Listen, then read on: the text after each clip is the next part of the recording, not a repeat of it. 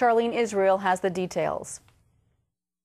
At a campaign rally in Philadelphia, John McCain highlighted his plan to help the economy.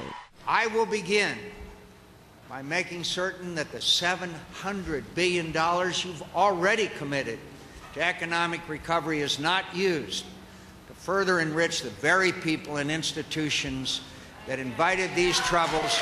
McCain wants the government to stop taxing unemployment benefits and start lowering taxes on senior citizens who tap into their retirement accounts. He also wants to lower the tax rate on individual retirement accounts and 401k plans to the lowest rate, 10% on the first $50,000 withdrawn. Senator Obama shared the specifics of his rescue plan in Ohio on Monday. He reassured his supporters about his proposals, including this nursing student struggling to pay for school. Well, I'm paying for school myself, so. How much are you in debt? Right now, about $24,000, and I'm only 19. All right, well, we're going to try to see if we can provide you some relief. Oh, I appreciate it. Come on. Nice to meet you. Thank you. Obama is calling for a 90-day moratorium on foreclosures.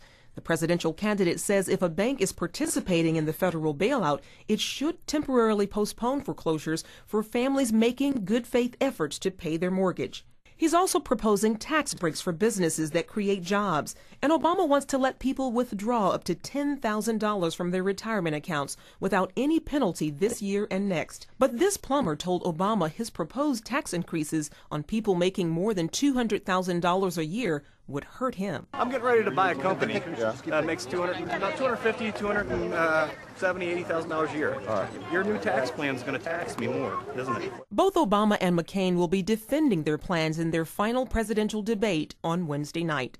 Charlene Israel, CBN News.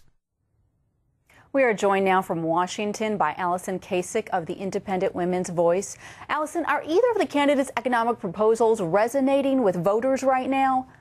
You know, if you look at the polls, not really. I think that a lot of people, it's a very uneasy time that we're living in right now. People are fearful, and they don't necessarily understand, at least not yet, how these proposals will impact themselves and impact their families. So that's a big burden on the candidates to make that individual connection, and hopefully they'll be able to do that in the debate tomorrow night. Yeah, speaking of the debate, McCain has promised to ratchet up his fight against Obama in it. Are you expecting any fireworks tomorrow night? Well, I certainly hope the debates are a little more lively than the last two have been, because I think that at this point, you know, look, there is a burden on McCain. Obama is in the lead, and he really needs to chip away at, you know, he's running out of time to chip away at that lead. And I think that the best way that he can attempt to do that is to, you know, draw out the differences between the candidates and, push Obama to give more specifics on some of his policy proposals. And that's what I think we'll see from him tomorrow night. Yeah, and speaking of that lead that Obama has right now, do you see McCain substantially shifting his strategy in the last couple weeks?